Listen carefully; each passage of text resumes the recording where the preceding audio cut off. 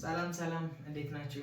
ውድ የማስ ዊዝ ቢኒ የዩቲዩብ ቻናል ተከታታዮች ዛሬ የምናየው ስለ ፕሮፐር ሰብሴቶች ይሆናል። ፕሮፐር ሰብሴቶች ምንድን ናቸው? አንድ ሴት ኤ የሚባል ሴት ለሴት ቢ ለሚባል ሴት ፕሮፐር ሰብሴት የሚሆነው እንዴት ነው የሚለውን ነገር በግልጽ እናያለን። ቪዲዮውን እስከ መጨረሻው በመከታተል ላይክ፣ ሼር እና ሰብስክራይብ እንዳይረሳ። ወደ ቪዲዮ set A is said to be the proper subset of set B written as A subset B A proper subset B በመባል በዚህ አይነት ምልክት ማስቀመጥ እንችላለን። if and only if A is a subset of B መጀመሪያ A የሚባለው ሴት ለB ሰብሴት መሆን መቻል አለበት ማለት ነው።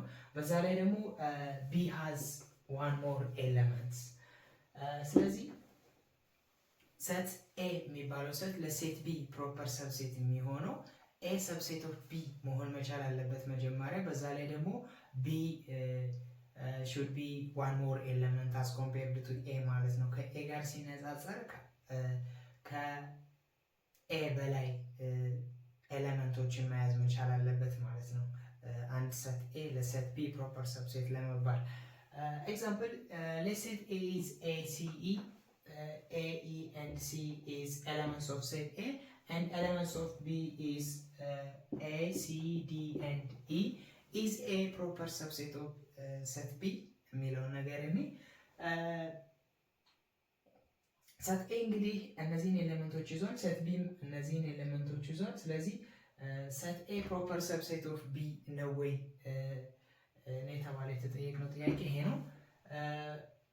all element in A is also in B ኤ የሚባል ኤሌመንት አለ፣ እዚህ ጋርም ኤ የሚባል ኤሌመንት አለ፣ እዚህ ኢ የሚባል ኤሌመንት አለ፣ እዚህኛውም ኢ የምትባል ኤሌመንት አለች። በተመሳሳይ ሲ ኤሌመንት ሴት ኤ ላይ አለ፣ ሴት ቢ ላይ ደግሞ ኢ ሲ የሚባል ኤሌመንት አለ። ስለዚህ እያንዳንዱ ኤሌመንቶች ኤ ላይ ያሉት ኤሌመንቶች በሙሉ ቢ ላይ ይገኛሉ ማለት ነው።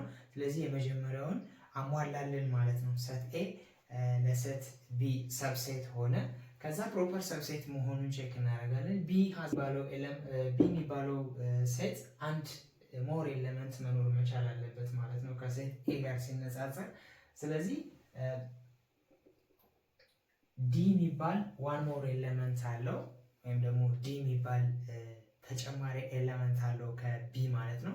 ስለዚህ ኤ ለቢ ፕሮፐር ሰብሴት ነው ማለት እንችላለን ማለት ነው። እንችላለን note that empty set is the proper subset of any set empty set ለማንኛውም ሴቶች ፕሮፐር ሰብሴት መሆን ይችላሉ።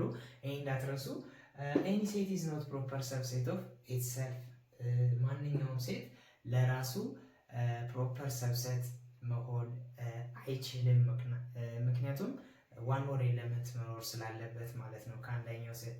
ስለዚህ ማንኛውም ሴት ለራሱ ፕሮፐር ሰብሴት መሆን አይችልም ማለት ነው። ኤግዛምፕል let's say set A is these letters A and C and list the proper subset of set A እንዘርዝራቸው። let's set A this, so we can list this A, so and B is not C and